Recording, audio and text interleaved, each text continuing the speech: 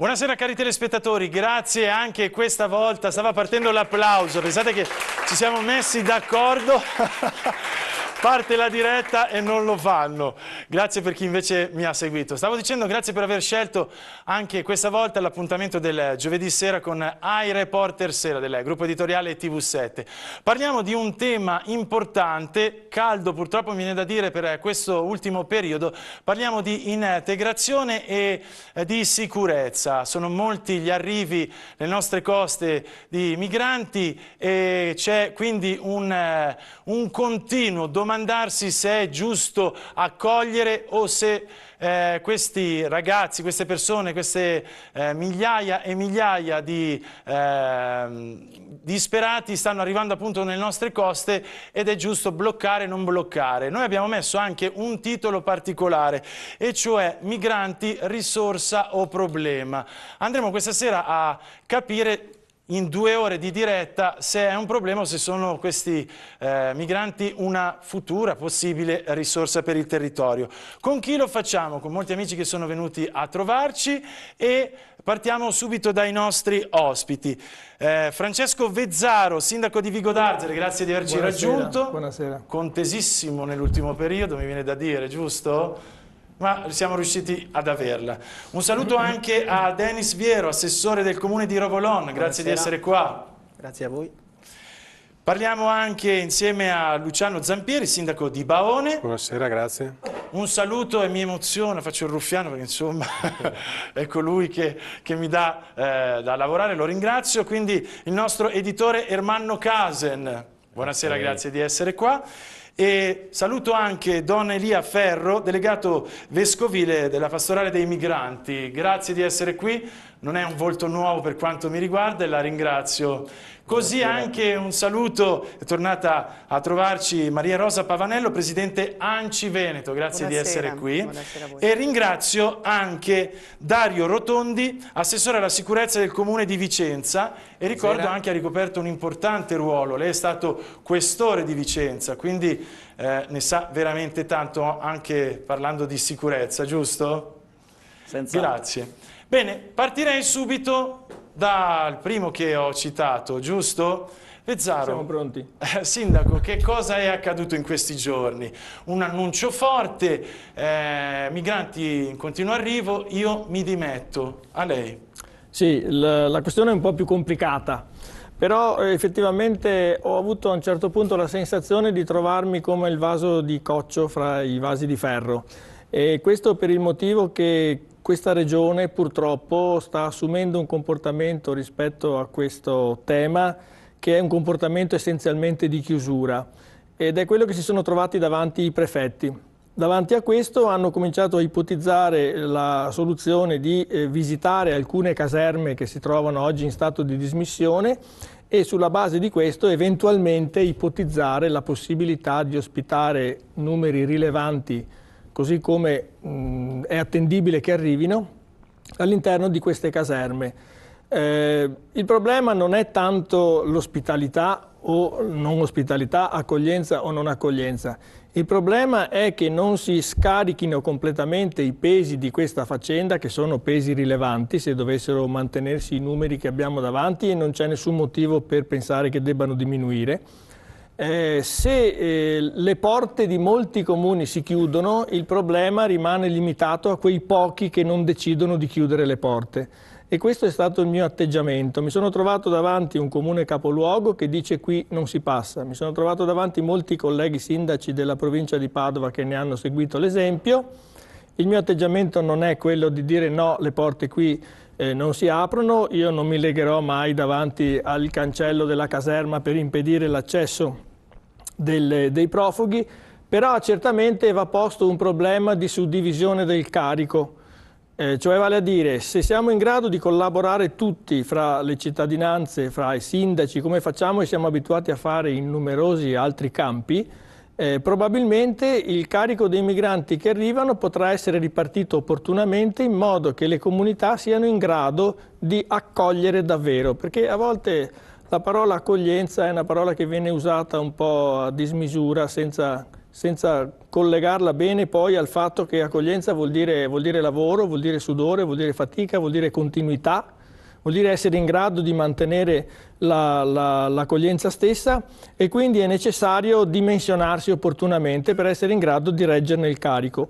Comuni piccoli, come il mio, a 13.000 abitanti, evidentemente hanno dei limiti nel fare queste operazioni. Le hanno fatte nel passato per numeri piccoli di persone. E che numeri avete, appunto, Sindaco? Noi abbiamo oggi dei numeri piuttosto ridotti, e questi numeri siamo in grado di gestirli tranquillamente. Tra l'altro i prefetti si rivolgono alle strutture private, i comuni sono coinvolti fino a un certo punto, se non per sapere della presenza di queste persone. Voi però siete stati avvisati, giusto? Chiedo anche agli altri sindaci, perché dopo vedremo un'intervista, ecco, vedo già qualcuno che scuote la testa, vedremo un'intervista di un vostro collega che ha scoperto dalla gente, dalla propria popolazione, effettivamente di aver ricevuto, insomma, in casa, tra virgolette, è così, 8 migranti, 8 ragazzi. È così, ma non perché siano stati scavalcati i sindaci, questo va detto chiaro, perché altrimenti si diffondono dei messaggi. È la famosa chiusura dei prefetti di cui parlava prima? Quando il Veneto ha detto no, qui non si passa, i prefetti hanno dovuto agire diversamente e si sono rivolti ai privati, perché il problema non è che si può ignorare, non è che si dice semplicemente io non voglio averne a che fare e quindi il problema non esiste. Il problema esiste comunque. I territori devono essere in grado di fornire delle risposte. Se queste risposte non vengono, evidentemente i prefetti, io comprendo benissimo il problema, devono rivolgersi alle strutture private che sono in grado di dare risposte parziali, ci sono, e come tali non vengono avvisati i sindaci semplicemente perché il rapporto è direttamente con il privato. È corretto, credo. Noi questa sera, se non sbaglio, non ti emozionare, abbiamo Adriana Ciccia, giusto? E tu rappresenti la cooperativa Il Villaggio Globale, quindi sì, una struttura di quelle che sta appunto citando il sindaco, vero? Vero, vero. Che cosa fate? Allora, sì, come rappresentante proprio della cooperativa Il Villaggio Globale. Va bene lo stesso. Prego, dai, raggiungi un piccolo applauso che c'è sempre un po' di timidezza. Ok, grazie. Adriana, sì, grazie innanzitutto di essere qui. Grazie a voi per l'invito. Non è facile perché televisivamente parlando e anche sui giornali abbiamo più volte sentito puntare il dito proprio su queste cooperative. Sì. È vero. Allora io posso raccontare la mia esperienza, ecco, vengo dalla parrocchia del Duomo di Este e lavoro per la cooperativa Il Villaggio Globale, che è una cooperativa di tipo sociale che in stretta collaborazione con Caritas Diocesana gestisce, ecco, l'accoglienza dei profughi. Noi ad Este stiamo ospitando, ecco, sei giovani, alcuni sono qui con noi stasera. E li ringrazio di essere qua. Li ringrazio anch'io, ecco, ci sono Adam, Usman, Saddam e Muslim. Dal Gambia e dal Pakistan. Dal Gambia, dal Pakistan, sì, altri 2 ragazzi sono rimasti a casa e noi come cooperativa lavoriamo in questo senso. Allora, ci basiamo prevalentemente, ecco, su una modalità di accoglienza di piccoli numeri, piccoli gruppi, piccoli numeri. In tutto siamo in 6. Ecco, quindi è una gestione questa che permette di seguire le persone in maniera, ecco, profonda, permette, ecco, anche un'integrazione nel territorio più facile, più duratura nel tempo, ecco, e permette anche di seguire i ragazzi bene. Allora, adesso io sono partito da buonista, sì, perché purtroppo mi tocca fare uno e l'altro. Certo. E mi sono accorto, insomma, di essere in una situazione, Adriana, un po' particolare, nel senso, anche un po' dal titolo, problema o risorsa. Questi ragazzi sono dei ragazzi, mi auguro, sono ragazzi straordinari. Dai loro occhi non mi sembrano dei criminali, sì, domani sul giornale quei titoli scherzo, mi sembrano dei ragazzi, sì, per bene. Ne ho conosciuti, ho avuto la fortuna di conoscerne, sì, altri. Sì. Però tempo fa guardavo il telegiornale e che cosa succede? Vedo una signora anziana scossa come una foglia al vento e buttata a terra, depredata della propria borsetta. Non sono questi ragazzi o sono questi ragazzi? Ci troviamo comunque in una situazione di paura, di diffidenza. In più si aggiunge il fatto di Però i nostri anziani, molte persone, molti giovani non hanno l'aiuto che ricevono questi ragazzi, Certo. ok? Quindi ci sono i famosi esodati, ci sono padri di famiglia che non sanno dove sbattere la testa, ci sono anziani che vengono sempre più tassati e non arrivano a fine mese. Quindi purtroppo mi trovo in una situazione due fuochi, ok? Certo. Cosa ne pensi? Allora, ricordiamoci che comunque si parla di persone, noi partiamo proprio dal presupposto che queste sono persone, sono ragazzi che hanno una storia di drammi, di tragedie alle spalle, che hanno affrontato un viaggio dove hanno rischiato anche la morte per arrivare fin qui e per sperare in un futuro migliore. Noi quello che stiamo facendo con loro, ok, per garantire loro un futuro migliore rispetto a quello che hanno lasciato, è quello di cercare di creare per loro un sacco di occasioni, di incontri, di momenti formativi, in modo che si facciano conoscere, in modo da anche sensibilizzare un territorio che ad est stiamo vedendo che è più che sensibile a questa problematica, si sta aprendo e tante persone abbiamo che si stanno dando da fare per aiutare questi ragazzi, stanno dedicando del tempo per fare con loro anche una serie di percorsi di formazione, di insegnamento, di accompagnamento. Ecco, proprio... Cosa fanno questi ragazzi? Perché Questi molti ragazzi, sindaci certo. so che hanno utilizzato un sistema, un metodo particolare che allora dici il cittadino non si può lamentare, cioè danno una mano, si occupano, non lo so, dello sfalcio, di tanti piccoli lavori che noi italiani non vogliamo più fare perché ormai siamo diventati chic e invece magari lo fanno loro. Anche a est è così. Anche a est fanno così, fin dal primo giorno in cui sono arrivati si sono rimboccati le maniche per dare una mano, per rendersi disponibili in tantissime attività all'interno della parrocchia dove sono impegnati tutte le mattine, ma anche tutti i pomeriggi loro frequentano noi le chiamiamo dei corsi, delle lezioni, ecco, ci sono dei professionisti, delle persone volontarie che vengono a mettere a disposizione del loro tempo e sono inseriti molto bene nel tessuto e nella collettività, tant'è che qualcuno di loro fa parte anche della polisportiva, gioca a calcio, qualcuno di loro frequenta dei corsi anche allargati. Siamo partiti innanzitutto con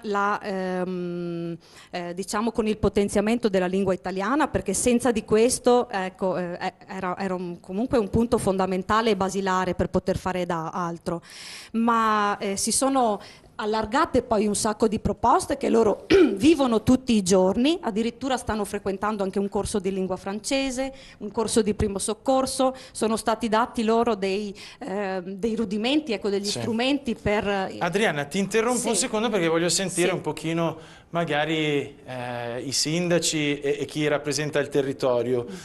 Viero, prego. Io sono incantato dalla descrizione di questa cooperativa, magari anche la cooperativa che sta gestendo i profughi nel nostro territorio fosse come loro.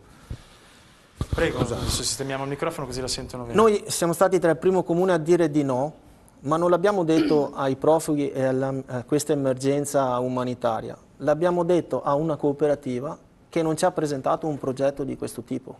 E ancora oggi... Perché c'è cooperativa e cooperativa? Quindi... Evidentemente sì, perché...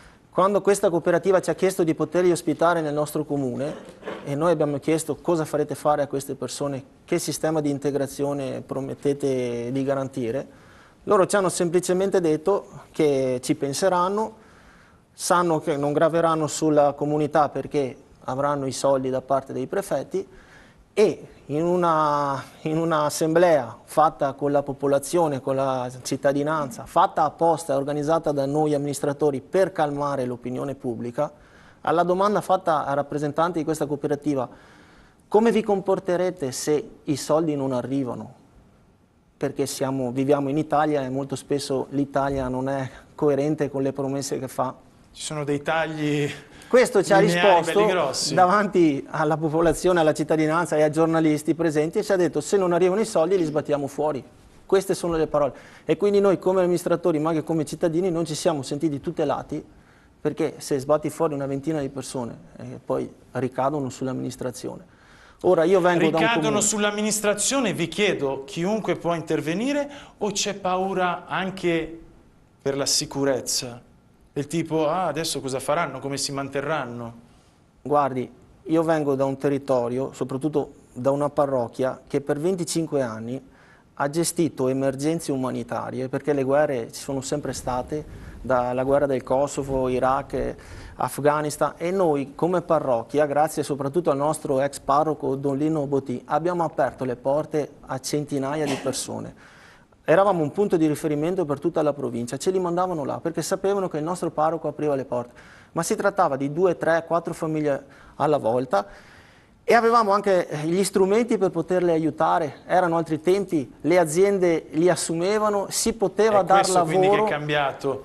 Crisi, adesso c'è la crisi, vacilla ma anche l'opinione pubblica è cambiata. Se ti trovi un paesetto di 700 abitanti, 20-30 persone, che come allora, ha detto una cosa importante, vediamo se la regia mi segue, li saluto e li ringrazio, Marco, Claudio e Nicola. C'è un cantante veramente famoso in Italia, non so se lo conoscete, un certo Gianni Morandi, chi non lo conosce alzi la mano, lo conoscono tutti.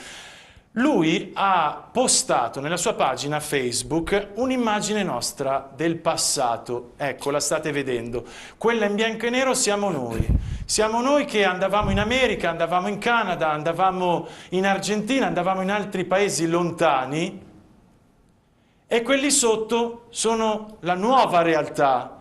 Bene, vi assicuro è stato insultato da non vi dico quante persone, ha ricevuto più di... Ho segnato qui, datemi solo il tempo di ritrovarlo, il suo post, dice 14.000 messaggi. 14.000 messaggi, buona parte erano insulti.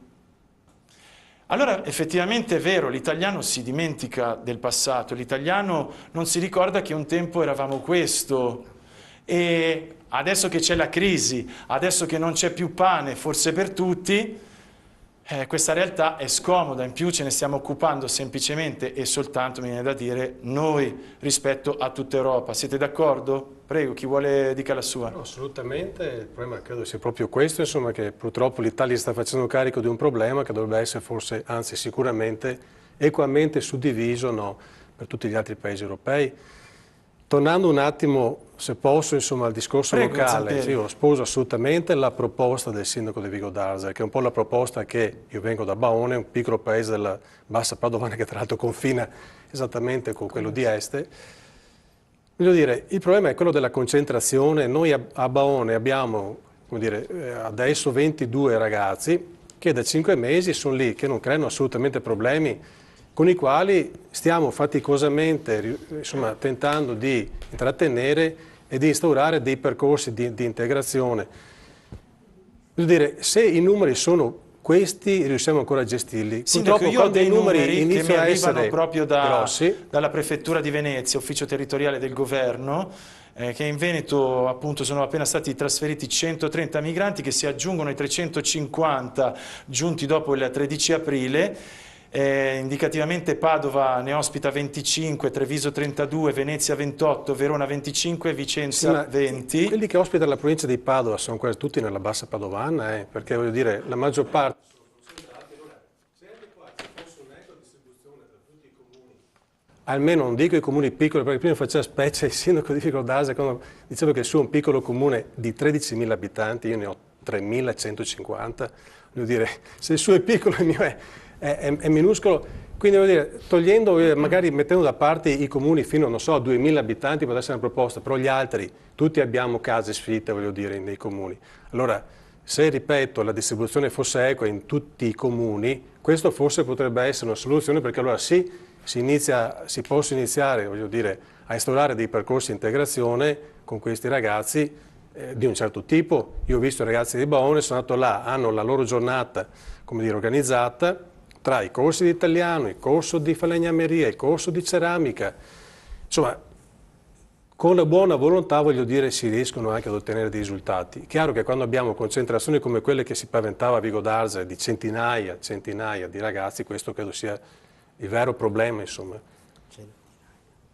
Prego, prendete pure parola. Allora, mi sembrava in qualche modo di essere stata tirata un po' in campo dal sindaco. Allora, è giusto ricordare che comunque c'è un tavolo in qualche modo informativo regionale che è coordinato dalla Prefettura di Venezia, nel quale vengono chiamate le città capoluogo della nostra regione e viene invitato l'Anci Veneto. Con questo tavolo un lavoro un po' più intenso si è iniziato a partire dal mese di dicembre del 2014 e poi successivamente gennaio e febbraio, nel quale c'è un tentativo, come dire, da parte della prefettura la prefettura di Venezia fa un po' da capofila delle altre prefetture. Esatto, è chi coordina e chi decide alla fin fine. Sì. Non so se sapete cos'è recentemente accaduto, la Lega Nord Lombarda insomma ha postato il numero del centralino della prefettura di Venezia e con una provocazione, vediamo se... chiamate pure che vi ospitano loro, vi trovano lavoro e tutto. Avevano e da lì postato anche il numero della colonia al Lido dove avevano arrivati una notte, era naufragata una nave, non sapevano come fare e praticamente in poche ore hanno aperto una colonia che non ha ancora iniziata la stagione estiva e in quel caso lo stesso leader della Lega aveva postato il numero della colonia, certo. Tanto che per 3 giorni ci sono state centinaia e centinaia di telefonate. Però quello che voglio dire io, un tentativo a questo tavolo dovrebbe esserci anche la Regione, è invitata la Regione del Veneto. La Regione del Veneto si è presentata per la prima volta a questi incontri lunedì scorso, lunedì appena passato. A me pare che il tentativo comunque di trovare un'uniformità e quindi di mettere piccoli numeri è stato tentato. Poi, poiché i soggetti che hanno dato la loro disponibilità, ma io ci tengo a sottolineare perché i comuni, gli immobili che hanno vuoti sono inagibili e quindi sono da abbattere e ricostruire nella stragrande maggioranza dei casi, sono soggetti del privato sociale, in alcuni casi con un'intermediazione magari dell'amministrazione comunale, in altri hanno reperito in alcuni posti anche degli appartamenti sfitti. Quindi non è... C'è anche la proposta, correggetemi, che è tornata in auge, se una famiglia insomma che ha bisogno. Sì, ma questa è stata detta tante volte, guardi, esatto, è stata detta tante volte, ma il tema è che spesso anche soggetti che hanno appartamenti sfitti e che magari sono anche in difficoltà economiche comunque non danno la disponibilità degli alloggi, perché la verità è che le cooperative, i soggetti del privato sociale, le Caritas, le varie associazioni di volontariato si sono collocate dove sono riuscite a trovare, cioè magari avevano già la gestione di un'emergenza abitativa, perché ad esempio nel caso del mio comune i soggetti che poi si sono proposti, sono interlocutori della prefettura, collaborano già con l'amministrazione comunale per risolvere il problema di coloro ai quali noi, non avendo più appartamenti, perché non abbiamo più appartamenti, non possiamo spendere le nostre risorse per restaurarli, metterli a norma, che cosa ci avvaliamo? Delle cooperative che si occupano di emergenza abitativa che ci danno una mano per accogliere famiglie che dall'oggi a domani si trovano in strada. Per cui sono questi i soggetti, per cui una linea di questo tipo vi posso assicurare che c'è stata. Il tema che noi abbiamo posto, e poi io lascio la parola ovviamente anche agli altri, è che pare... che in realtà non si possa più lavorare sull'emergenza, ma che per alcuni anni questi arrivi e numeri così consistenti saranno la norma e quindi bisogna trovare delle modalità condivise, magari anche con un centro di accoglienza regionale che prevede il protocollo d'intesa, perché ricordo a tutti che esiste un protocollo d'intesa sottoscritto a livello nazionale, un protocollo tra appunto governo, le regioni e i comuni rappresentati dall'ANCI. Ecco, nella nostra regione questo manca, ad esempio, manca un hub regionale. Poi che cosa è successo? È successo che per molti mesi si sono bloccate le procedure rispetto alle persone arrivate per vedere se effettivamente avevano i requisiti per lo status di rifugiato. Poi dico la seconda cosa. Si sono però aperte sia in, ma a marzo in Verona e in Padova. Ho capito, ma si sono appena aperte, c'erano migliaia. Cioè, se gli spazi nella nostra regione sono già minori rispetto ad altre regioni. Ci sono adesso in ritardo, non tocca a me dirlo, però. No, ma ho capito, però noi comuni, ad esempio, perché la tendenza è quella, come dire, la pubblicità. I sindaci sono pesantemente tirati in ballo, a volte si dice non sono disponibili, però ognuno deve fare la sua parte, diciamo noi, perché insomma è giusto che ognuno faccia la propria parte. Allora, noi torniamo a breve, grazie, perdoni se l'ho interrotta. E sappiate che potete anche dire la vostra tramite l'SMS, vedete i numeri in sovraimpressione, oppure se vi fa piacere potete telefonare. Sentiremo anche il pubblico, mi raccomando. Adesso il biglietto da visita ai nostri telespettatori l'abbiamo dato. Ci sono molte interviste che a breve manderemo in onda. Prego, a voi.